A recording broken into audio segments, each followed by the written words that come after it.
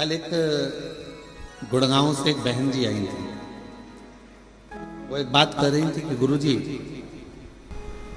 मैं जहां रहती हूं उस गांव, उस सोसाइटी से शिवजी का मंदिर कम से कम 3 किलोमीटर दूर है।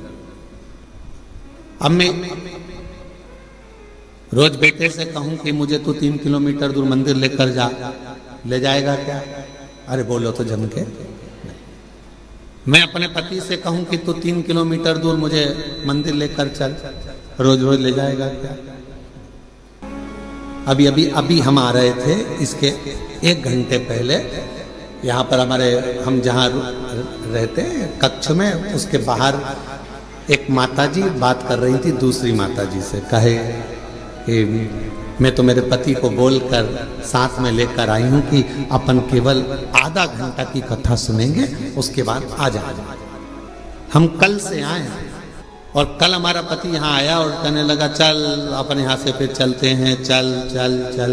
और उसने रात की जो आरती करी शाम की प्रदोष काल की, उसके बाद हमारा पति हमसे बोला अब तो पूरी 5 दिन की सुन के ही जाए।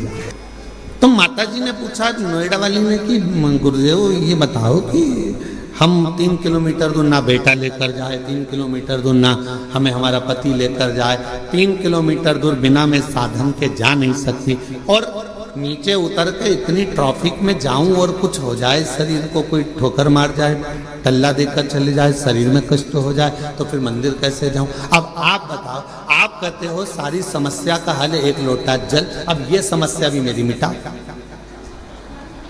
ये भी समस्या। अब तुम बताओ कि मैं जाऊं तो जाऊं कैसे?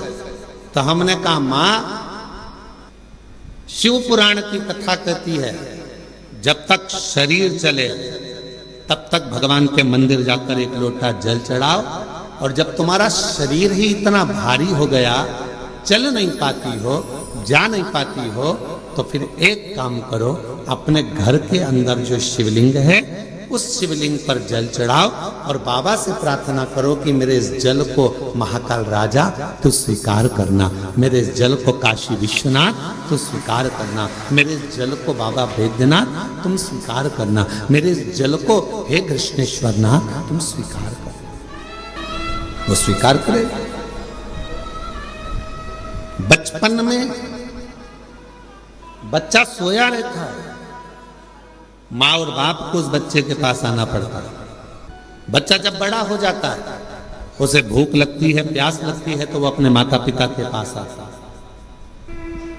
शिव महापुराण की कथा कहती है जब शरीर में कष्ट है, रोग समाहित हो गया, पूरा शरीर शिथिल हो गया, आप मंदिर नहीं जा सकते, तो एक काम करो, घर में जो शिवलिंग है उस पे जल चढ़ाकर आचमन करो।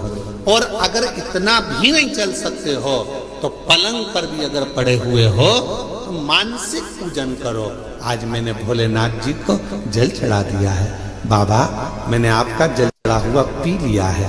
श्री शिवाय नमस्तुभ्यं, श्री शिवाय नमस्तुभ्यं, श्री शिवाय नमस्तुभ्यं, श्री शिवाय नमस्तुभ्यं। बाबा मैंने जल चढ़ा दिया, बाबा मैंने आचमन कर लिया, पलंग पर पड़ो, शरीर नहीं चल पा रहा, आप अपने कमरे से निकल भी नहीं पा रहे हो, कहीं जा भी नहीं पा रहे हो, तो भी उस शिव को याद करो, उसका भजन करो, उसका स्मरण करो।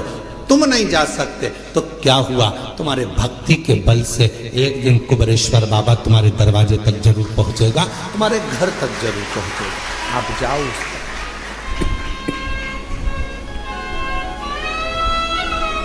तेरे मंदिर में आना मेरा काम है और मेरी बिगड़ी बनाना तेरा।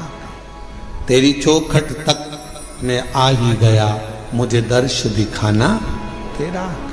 हम शिव के करीब हमें पहुंचे।